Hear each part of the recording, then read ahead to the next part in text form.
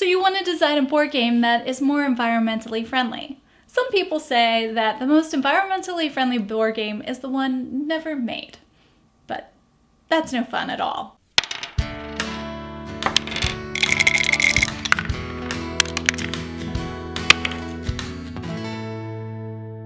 Hi, my name's Jona. Thanks for checking out this video.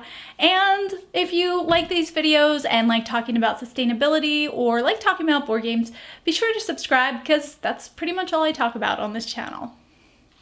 And homeschooling and arts and crafts and painting minis and going to Knobles, on and on. I talk about whatever I want, but the environment and board games are the things that I mostly talk about. The first thing that you can do when you're designing your board game is create the game to be as small as possible.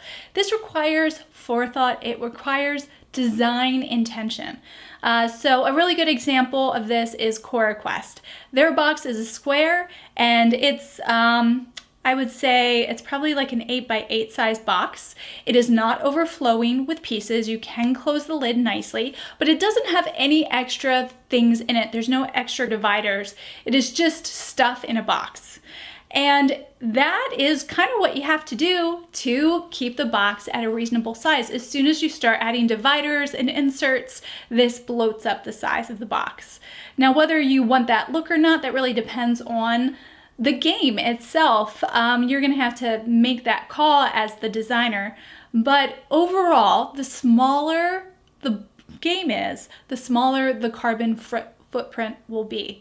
It's pretty consistent that way. Number 2, use responsibly sourced materials. In board games, the most used material is paper. So we want to make sure that the paper is being used was made from responsibly sourced forest. The Forest Stewardship Council is the organization that helps protect forest and keep the forest from being deforested or other harmful logging practices from happening. And we really want to make sure that none of that happens in the process of making board games. If you'd like to know which manufacturing facilities are FFC certified, I know a couple of them. I don't think I know all of them, but I will list the ones that I know of in the description below.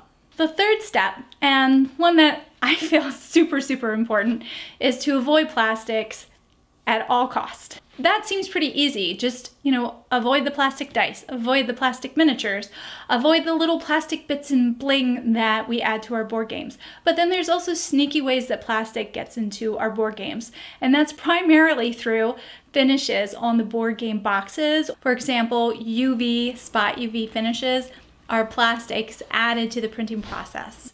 And then there's also laminates like matte and glossy finishes. These are also plastics. And when those board game boxes decompose, the plastic breaks down into microplastics and can cause a lot of problems for future generations.